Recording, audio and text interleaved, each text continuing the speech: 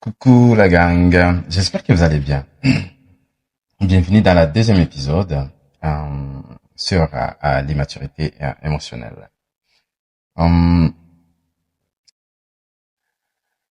Merci d'être là. Euh, on va y aller sans tarder. Dans la première épisode, on a vu ce qui est l'immaturité émotionnelle. Aujourd'hui, on va parler de quelque chose de plus inconfortable. Pourquoi on reste dans ces relations même quand elles nous font mal? Euh,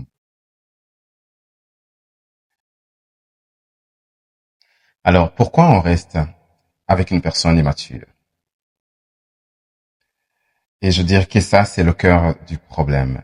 Raison numéro un, c'est l'espoir. L'espoir. Il ou elle va finir par comprendre. On va se dire que la personne va finir par comprendre, par comprendre.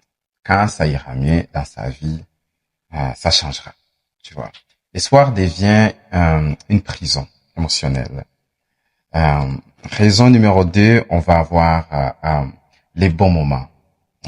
Pour la plupart des personnes, il va y avoir le sexe qui est intense et qui est tellement bon, quoi, tu vois.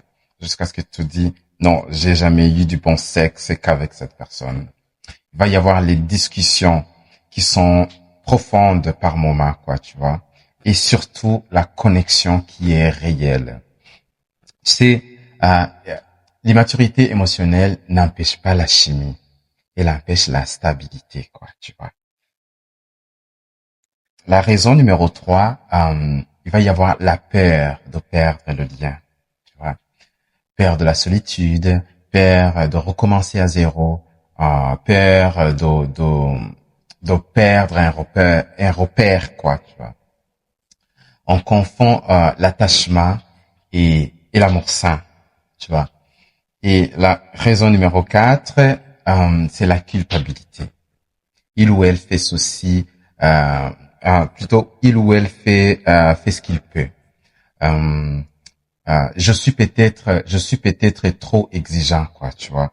Et l'immature retourne souvent le doute, excusez-moi, le doute contre toi, contre l'autre plutôt. Alors, comment l'immaturité émotionnelle fait souffrir? On va voir les conséquences. Les conséquences numéro un, tu te mets en pause. D'accord? Tu vas avoir tendance à te mettre en pause. Tu attends. Tu t'adaptes. Tu te tais. D'accord? Et ce que ça va faire, tu disparais lentement. Tu vois? Conséquence numéro 2. Ici, tu vas douter de toi. Est-ce que je demande trop? Est-ce que je suis trop intense? Et il faut savoir que ce n'est pas toi le problème. Toi, tu demandes ce qui est normal, mon cher. Il faut pas te poser ce genre de questions parce que sinon, là, c'est pas bon, c'est pas good. On va enchaîner avec conséquence numéro 3. Tu deviens anxieux. Oh mon Dieu, c'est crucial ça. Tu vas commencer à surveiller. Tu vas commencer à analyser. Tu vas commencer à anticiper. Et ça fait que ton corps vit dans l'insécurité non-stop. Oh, c'est pas bon, gars. C'est pas bon, ça, guys. Alors, il faut se poser des questions, d'accord? Des questions clés à se poser, d'accord? Et ça, pour moi, c'est un moment clair, fort. Si rien ne change pendant encore un an, est-ce que je peux continuer à vivre comme ça? Si la réponse est non, alors la question n'est plus est-ce que je l'aime? Non. Mais est-ce que je me respecte assez? Pour continuer, on va voir ce qui va faire la différence ce qui fait la différence entre immature et évolution. Une personne qui peut évoluer, écoute sans se défendre, reconnaît ses torts, va poser des questions concrètes, va demander de l'aide si c'est nécessaire.